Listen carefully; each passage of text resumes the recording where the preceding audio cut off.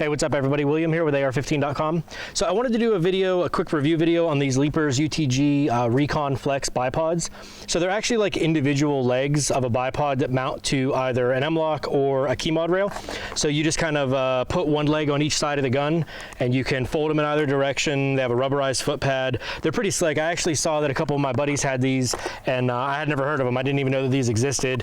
They're really affordable too. They're just a little bit over 40 bucks. Let me get these mounted to the gun and I'll show you guys kind of what they look like. You guys can see here the M-LOK mounting system. They fold either way. They got like 5 different positions that you can mount them in. They actually give you the Allen wrench to tighten them and then one of the extra little M-LOK feet and an extra screw, so that's pretty nice. I actually feel pretty like well built. I mean, they're aluminum, so they're not really heavy, but they don't seem like flimsy or like you know, flexible or anything. All right, so here's what they look like installed. Very quick. I really much prefer the M-LOK mounting system over key mod. Most of the key mod stuff I've ever put on has worked its way loose after a while, but this was really easy to install. And actually on this side it's pretty tight because I have this Valkyrie light right on there. It's like a small 400 lumen rechargeable light. Fit right up against there just fine. So took full advantage of the M-LOK rail, and you guys can see how that looks. You know, individual legs. Like I said, it's actually a pretty clever design because most all of these guns now have some kind of long rail on them with a whole bunch of key mod or M-LOK mounting points. And a lot of times what people find themselves doing is buying a rail section to stick in the key mod part and then mount the thing onto the rail section, which, you know, in a way kind of defeats the purpose of having it in the first place. But these go right onto those sections, whether you have key mod or M-LOK. Try and zoom that in a little bit. And you guys can see that these will fold in either direction. So there's like a collar that you pull on right here. This, and you can fold them back if you want to, you know, bring them back like that.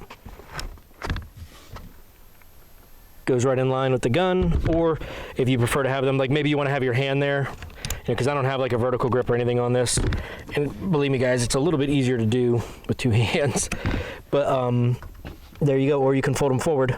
And that kind of makes the front end of this gun a little bit busy, but hey, it works. And then as far as the length adjustment, you loosen this screw and you're able to just pull this out. It has like a bunch of different detents, so you can pull it out to whatever length you want, and then you just tighten the screw down. You guys can see the little notches cut right there into the leg. If you want to push it back in, you just push this little tab down and then that lets you push it back in, and you just turn that little knob to tighten them back in. Just kind of puts like tension on them.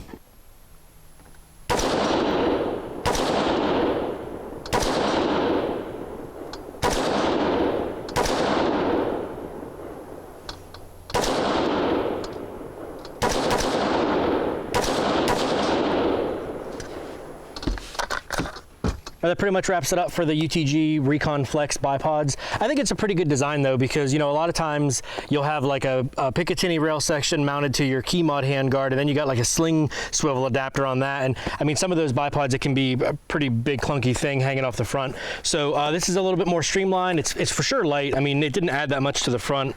Adding this scope and mount, I think, made a bigger difference on this gun than the bipods. I think it's right there in the price point that people want to be at when they're buying a bipod. I know I would have heartburn if I was spending any more than 50 bucks on one. You know, and they've got both mounting systems covered. They've got the M-LOK and the key mod. If you guys have any other questions or anything about the bipods or this rifle or anything, just go ahead and drop a comment. I just want to say thanks for joining us here on AR15.com. This is William signing off.